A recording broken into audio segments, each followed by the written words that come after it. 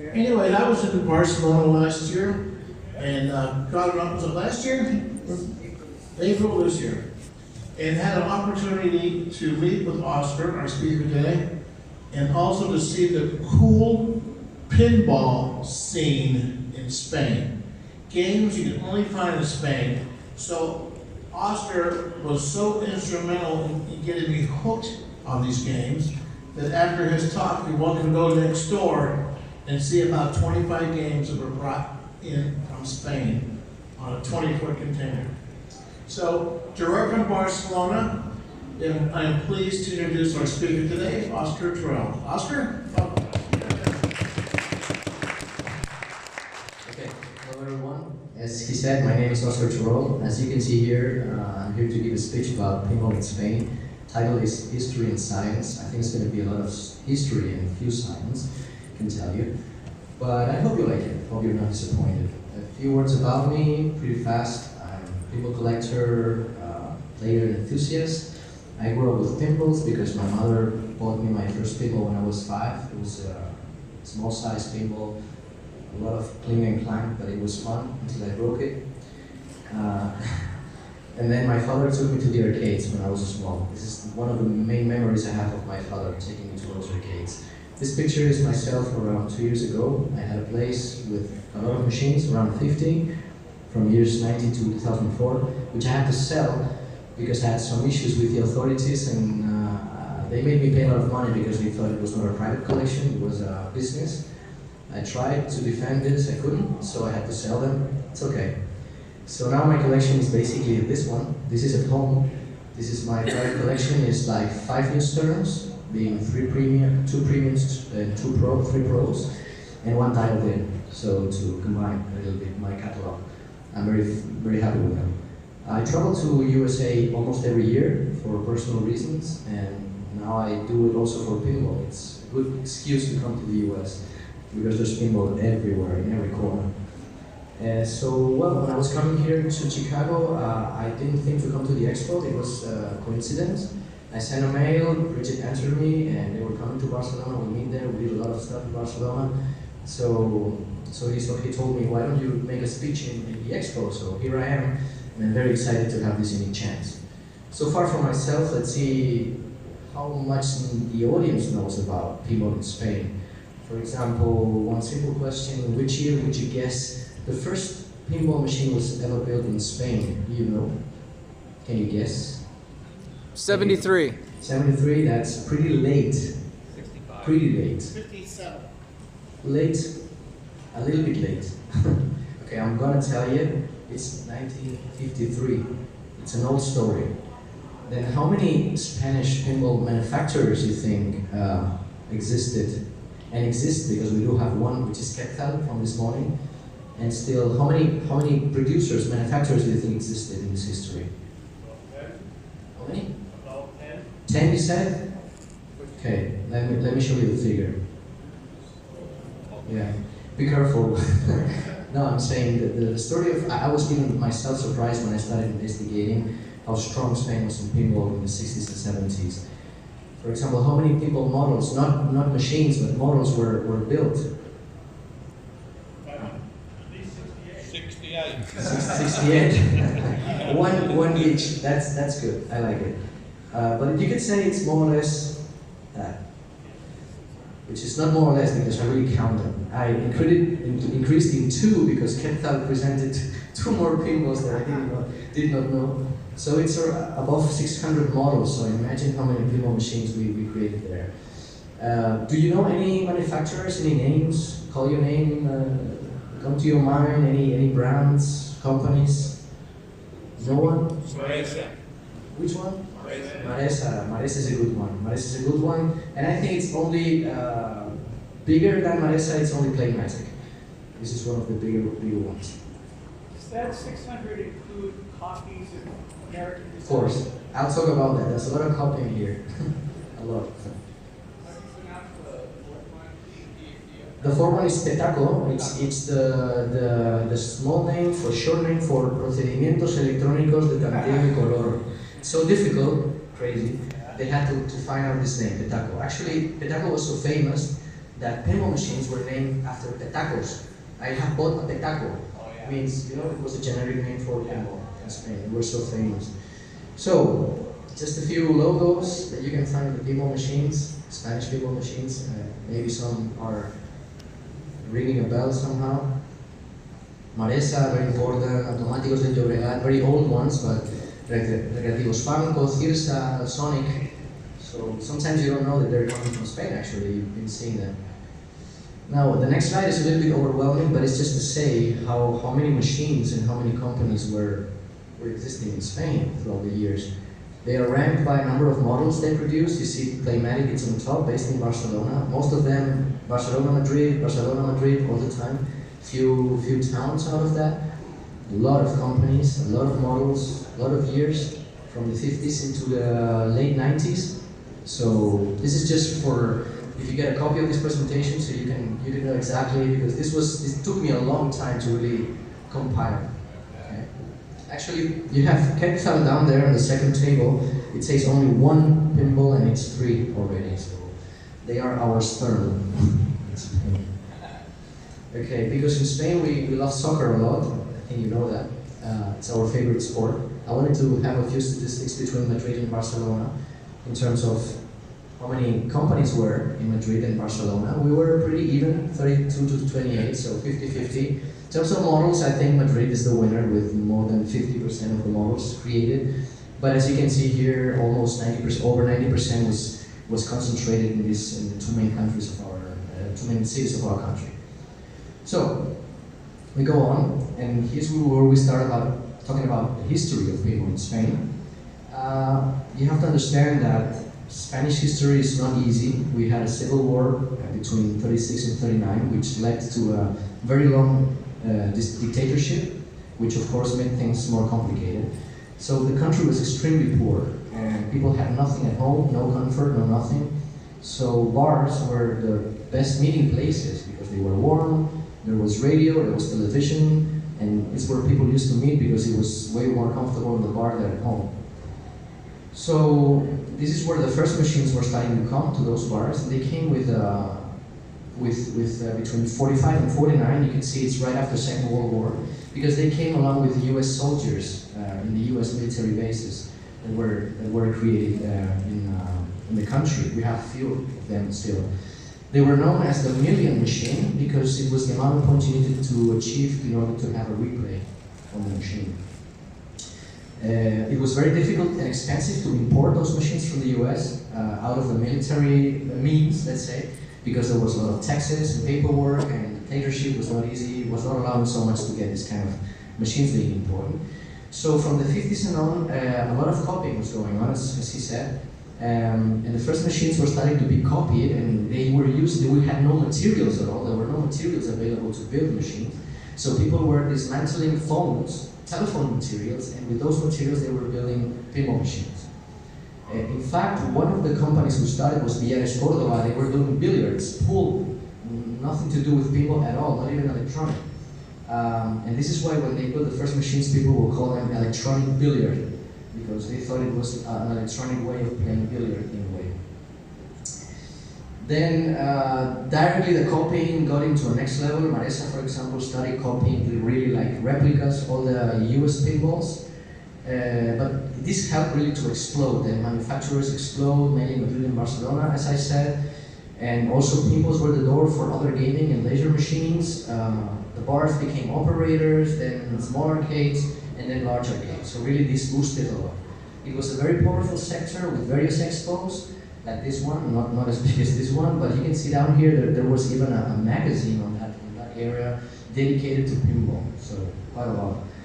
And the last two sentences is, I think, because we were copying so much, one thing we exceeded on was on artworks. Playmatic was really good on artworks, especially back glasses. They were playing a lot with glass, with paint, doing like a little bit of a two-level back glass and 3D, really, really beautiful machines. And during 60s, 70s, and 80s, part of the 80s, Spain was the second pinball world producer. I mean, we were producing a lot of machines.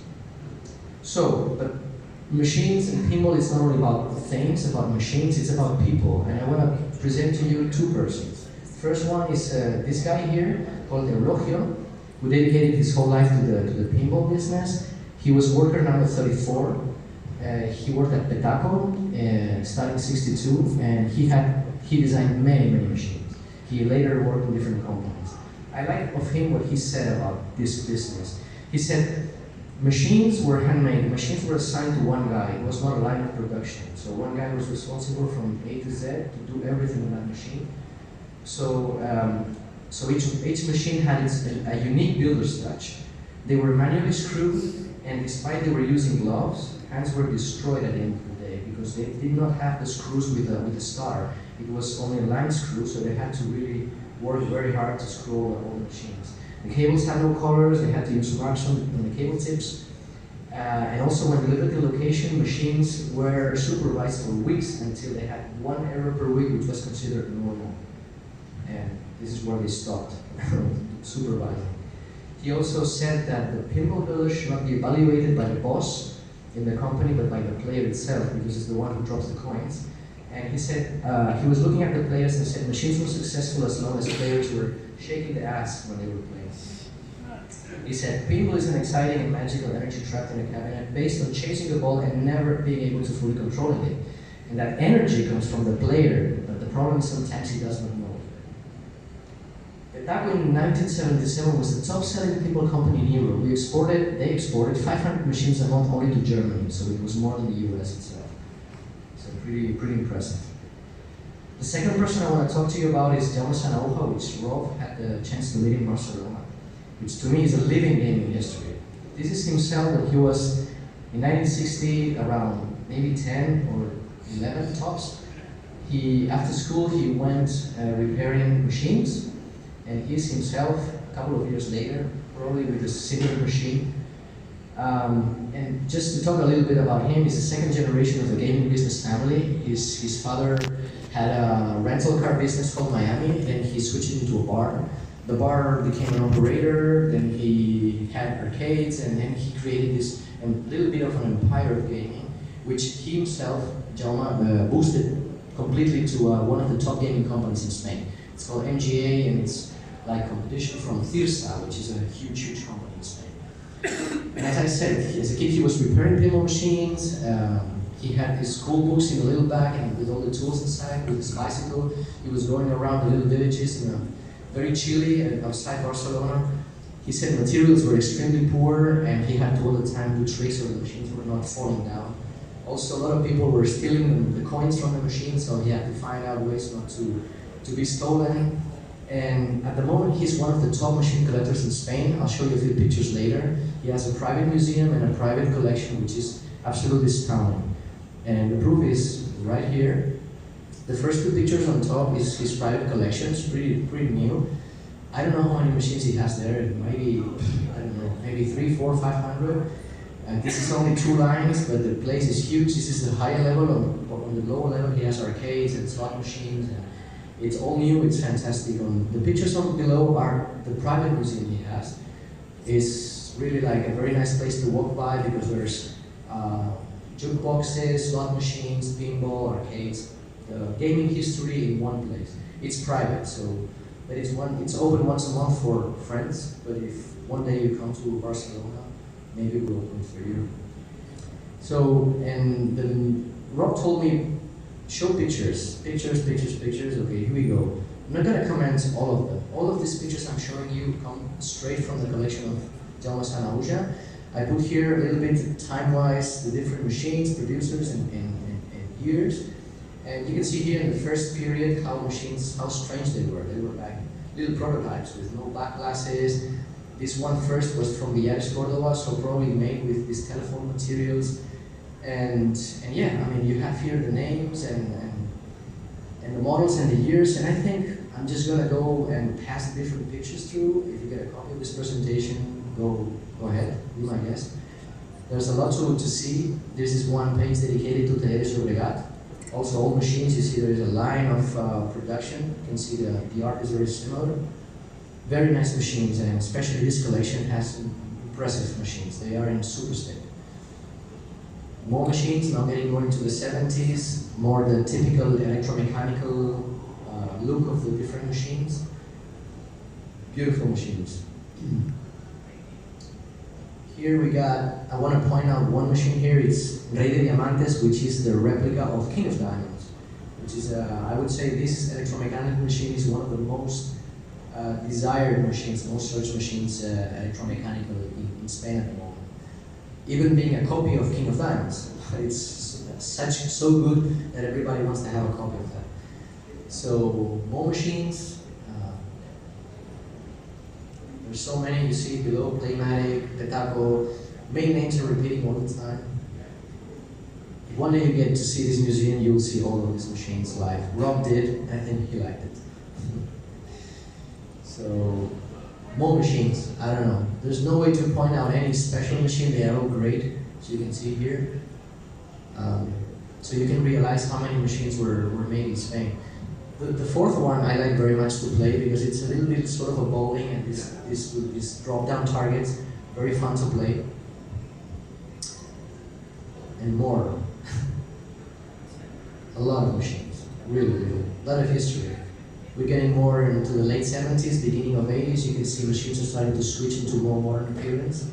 This is an example of Nautilus, the second one from Playmatic. This back glass, it's amazing. It's incredible. The lighting, it's a double glass. There is a mirror and there's a light behind. It's really spectacular. A few of these machines you've probably seen in the Expo these days, exposed. This is the last one. Those machines were, I think, here, most of them. And yeah, just a little bit to impress you with a few pictures. Of course, there's many, many more, but I think those pictures are nice. I also had a picture from the interior of those machines, the old ones, for people who are interested in technical things, so you can see how amazing were these machines on the inside. Hey, Oscar, talk about that one on the left. That's the one with all The one on the left, this is the Córdoba. This is one of the oldest ones. It's from the 50s, maybe 56, and as I said, this whole materials supposed to be used from the telephone company. So. Can you imagine that? They got telephone relays. Jim Powell, why didn't your team do those? Telephone relays to make that pinball machine on the far left. This is telephone relays. It's amazing. Yeah, when you're short of things, your creativity starts to lead up. Spain at that time was really a desert, I would say. Yeah. I think it's it's on the first slide. I'll tell you later, okay? But it's the same one open. It's the first picture of my whole set of pictures. Yeah. Okay. Good. Now the pinball decline and rebirth. This is nothing new. It's in Spain. It's everywhere. Okay, because Spain obviously followed the same path as the rest of the world. Pinball presence reached its peak mid 90s. You had also here exposed at Jolly Park, 1995, pretty recent. So until that year, things were going on. But then people started to strongly decline. There was a desert crossing from 97 to 2003. Video games, but not video games in general, PlayStation games, made people gather at home instead of being outside. Arcades were no longer profitable, there were huge spaces and they ended up closing. Bars switched the pinballs and the arcades for slot machines, less space, more profit, makes sense. And on that, around 2000, pinballs were really easy to find. They were sometimes just, take this away from me, take it away, I don't want it. It's only space. It's sad, but it was like that. But green area is, but then came the strength of private collectors and enthusiasts. Also because vintage products in general were very appreciated. From the same people who played them a few years ago, then became some product to evaluate. So pinball market started to blossom again, prices went up, great machines were coming again from the US thanks to Stern.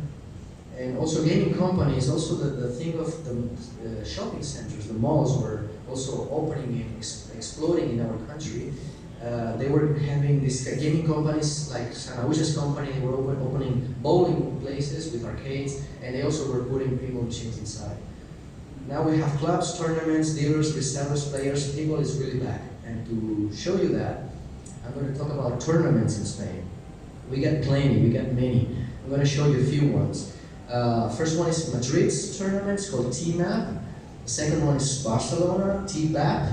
And the third one is from La Rioja. This is the wine area in Spain. As you can see from the quality of those pictures, these tournaments are serious. You know, they're serious. And sometimes we get international players playing on that one. This one is from Valencia in Silla, that one is south in Andalucía, Granada, and there's another one in Vial. But I said there are many, many, many more. I don't know how many actually. There are many, many tournaments. So if you speak about tournaments, we talk about players. In players, we have 3 clusters. There is one cluster which is the top 10. We got one guy, which is Julio Vicario. It's a pinball god in Spain. As you can see, there's Josh Sharp on the back. This was 2012. And he is in the top 10. Being in the top 10 means you're good. You're pretty good. Then we got one guy on the top 100, which is Rafael Macedo, which is also pretty decent. And then we got one player on the top 1,000,000, which is myself. and I'm proud of it. It's good enough. I'm happy. As long as I can touch the machine, it's fine. So, sorry. We don't have so many players in Spain, so it has to be worldwide. Good. Okay, we got a lot of clubs and museums. I just pointed out here, actually Jose is here. He recently opened his arcade vintage in Chile Videojuego. As you can see, normally it's a mix of arcades and pinball. There is no single pinball dedicated, but it's pinball and arcade all together. It's vintage stuff. We got in Aragón, which is in Zaragoza, arcade vintage. Then we got close to Barcelona, these Retromanias. And down there, I think it's in Alicante also. So, but I said this is just an example. There's a lot going on out of the tournaments. This is regular clubs going on. So this is a funny thing. It's a cool thing. We got a group called Nasty Mondays. It's a friend of mine in Barcelona. It's two guys, DJs, rock DJs, and they play Mondays. This is why they call it Nasty Mondays. And they have, as you can see, they're pretty successful because they're very cool. And what they do when they play, they put these pinball machines on stage. And when you are in disco, you can just get up and dance and play pinball at the same time. Pretty dangerous for the machines, but as you can see, and the guy has also a place called Nasty Garage, and this is where we do the unboxings, where new machines coming in. So it's nice. It's really cool. Different things going on. Regarding companies, we got many companies. We got official sellers, official dealers of Stern, for example, Bocamati. I see Javier down there. Hi, Javier. We also have, he's in Madrid, and also in Madrid there's Tupimo, which is the Jersey Jack one. But we have many resellers like Arcade Madrid, also sitting right there.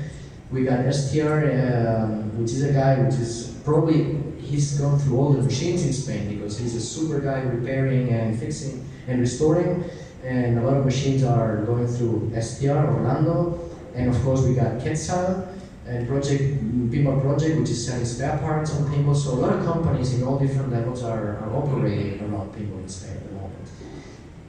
We had a presentation this morning from Antonio Ortuño. He's Quetzal Pinball. At this moment, I only knew about Captain Nemo and Tokyo Perfect Drift. He's our Stern. He is the only producer in Spain, and I think maybe in Europe at the moment, because I don't know what's going on with Highway or with Dutch, but so far I think we might be the only producer in Spain at the moment. So, nice. Another thing going on, made in Spain. My last slide is about social media. Myself and my friends, what we try to do, we think there's a lot of critical mass of Spanish-speaking people not only in Spain, but worldwide. And we're trying to do something similar as a lot of people do here in this country. High-quality videos with explaining machines or doing tutorials or how to update machines. And we have this channel in Instagram and in YouTube, and we hope to slowly have all this material in Spanish for the community. And yeah, I'm finishing. Actually, I'm fine. The only thing I want to say, which is probably the most important thing, is that everyone is welcome to Spain. So, thank you.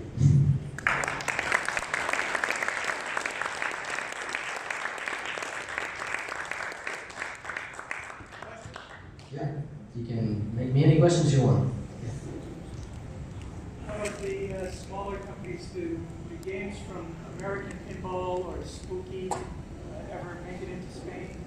Honestly, as far as I know, in my opinion, not so easily. Not so easily. I think we get easily, of course, Sterns and Jersey Jacks. But the other companies so far, I don't know. Maybe it's a question that the guys working in the business could tell me about. They are right there. I mean, can we in Spain buy? Do you want to come up here and answer a few questions? Improvising. So this is Javier from Bocamati. You have time? Okay. I was probably too fast. I don't know. It's okay. If you go too slow, people So this is Javier, he's the official dealer of Spain, Madrid. And the question was, okay, we know we can get Stern machines and Jersey Jack machines from another dealer. What about American Pinball, Chicago Gaming, Spooky Pinball? Do you know how can we get other producers, manufacturers? Okay, hi. I think it's possible to go to the Spanish market. The problem in Spanish market is one thing that Oscar has told in the presentation. It's about gambling is very mixed with the pinballs. Then the operator sometimes decides to put gambling machine instead pinballs. This is the main problem. Then now it's growing a lot the home users market. Now we have a very big growing in the home users, but the problem with the home user market that you need technical support, because usually the home user is not passionate of the pinball, it's not a technician, you know.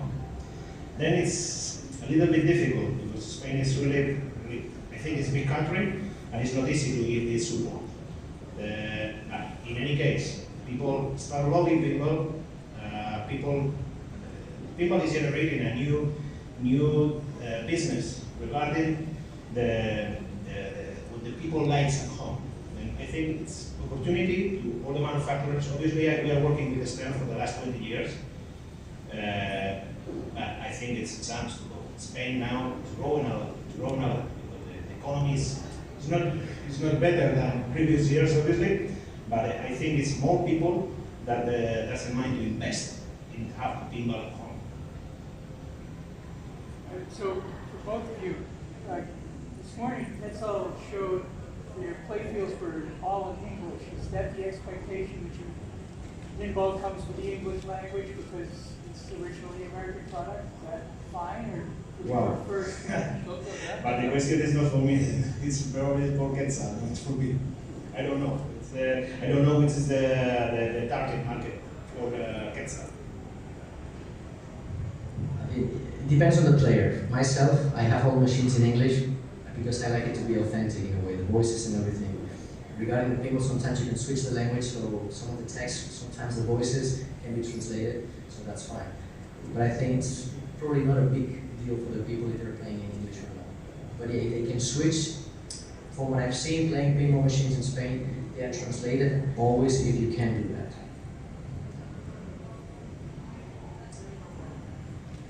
More questions? What happened to the remains of all the companies? Do you have any traces of the parts or the things like Spinball? It is not sold on it. They're all in that one guy's collection. You're talking about the companies, the people, the machines, I mean, everything. Companies, of course, they disappeared. I'm from Barcelona and I know the area where all these companies were there. There are big warehouses. Now there are other companies there working. Most of the people also retired because we're talking about a long-time business. And some of them are sometimes working as technicians privately and giving support to private collectors and machines that are in the market, of course. And most of them are in pretty good shape because there's a lot of power of collectors doing that. So yeah. What about parts? Parts and documentation. I think collectors might have that. A lot I'm sure it was lost in the way because it's hard to find manuals and stuff. But we have different websites, I have not mentioned that, who are trying to compile this information, and there's very good websites where you can download scanned documents in PDF. So yeah, there's a lot of documentation. You were mentioning earlier about a lot of the backlash art, the work that they were putting into these machines there.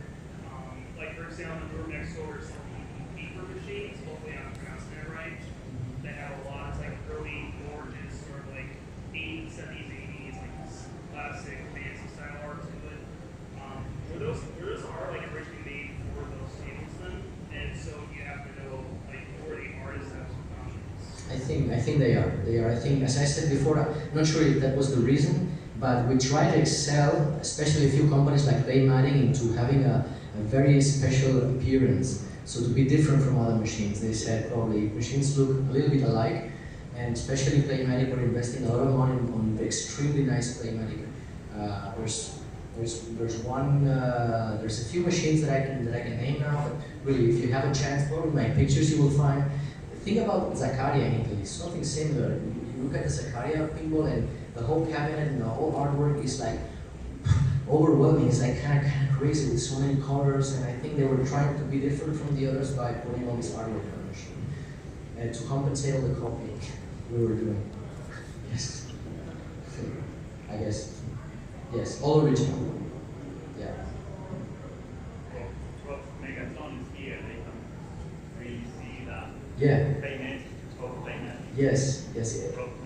Even exactly, not only artwork, but Megatron is one example on a special backlash with a special forum. Yeah, so try to be a bit different if possible. All right, so this young man asked a question. Sir, we don't know who you are, but how about you coming out front here, sir? We're going to wait for you to come up front here. What's the question? Is it true in your country that the pretty girls don't carry umbrellas because the rain in Spain falls They do carry umbrellas, so to cover her faces. They're so beautiful, it's dangerous. I asked Jose to come up front because he's got a museum, a pinball museum. So tell us a little bit about what you've got. Well, I'm just a normal collector, just like many of you. So yes, we are passionate in this hobby. I started like 6 years ago. We started a cultural association, gathering people, playing arcades, playing pinball. Then we run out of space, obviously, because this takes a lot of space, and then we have now big warehouse. When we started the museum, 4 months ago, and now people, it's like 5,000 people in 3-4 months. So yeah, it's doing well. It's doing, many people is coming, many families, so many children, they starting to appreciate all this. So it's doing well, doing well. Thank you, Rob, for giving us this opportunity to come and yeah, if any guys, you have any question about this or about how, I think he's been really good. It's been very clear about how the scene is in Spain. So yes. So getting back to on location, so maybe Javier might want to answer this too. In the American point of view, if a bar had the choice between putting in amusement games or gambling machines, slot machines, they would definitely put in the slot machines if they could, because the amount of money they make is just so much greater. And it sounds like you had a situation where that option was open to some locations, that they could have put in gambling and they didn't do it instantly, the very second they had the possibility to do it? I think from what I lived through my ages when I was a kid and then a teenager and so on, I saw pinballs everywhere, and slot machines were also there. Sometimes they were combining, but it came to a point where probably space was a problem and slot machines were way more profitable. Not sure about legislation on slot machines, are pretty tough too, which might also be an answer. I don't know if Javier is able to give a better answer on that, but I think it was a matter of space, profitability, and also regulations. Seeing at the moment, I think Javier can say a lot better than us about this, but I think now doing pinball in a bar and arcades is so easy. I mean, you must be self-employed and you must have like a little license to do that. And like 20 years ago, you needed really a strong license, like being like nearly the same than slot machines. So that's why the decadence of that. Now it's so easy, so it's growing up. He knows a lot more about that. Actually, about this point, it's a sad thing when because you needed so much paperwork on each pinball. They were on the side of the cabinet with plastic protectors. All the papers were there, and all the screws were damaging the cabinet. And when you buy one machine, it's hard to find one from the 80s, 90s, which is not totally, with holes everywhere because all those plastics were against the wall, against the cabinet side. Sad.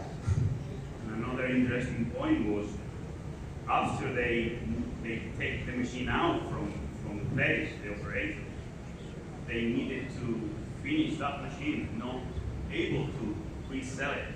we put it in another bar, they need to destroy the machine because it wasn't not possible. That's why it's so difficult to find machines in good condition because they have in the field. Because we find a lot of operators, you know, and they say, well, it's all disappeared, it's all like destroyed because the license and the government, they couldn't let them to resell the machines. Were there other kinds of coin-op games that were very popular, that had a fad, that were popular for a few years? Like we had video games come and go, and air hockey, bowling machines in the early 50s. Were there other Arcades. From 1979, I remember the first Space Invaders and Asteroids and Galaxian, maybe in 1980, and it was amazing.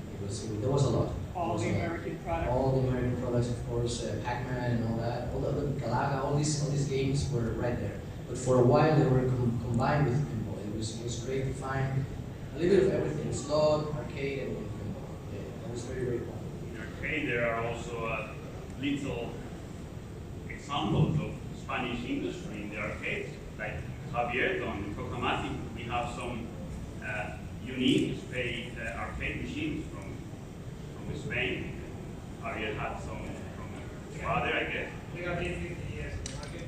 Correct. We learned everything starts with the people and with the simple knowledge. Yes. Big boxes. Later, the gaming came in the business and everything was different. But at the beginning, all the money was made on the tables and the boxes. Yeah, when you were on the road, on every bar on the road, somewhere in Spain, you find a very huge jukebox with the buttons, and it was very typical to play music while you were having breakfast and keep going on your journey. So yeah, a lot of gaming, a lot of machines going on. It's really true. Okay. So we're happy. Thank you.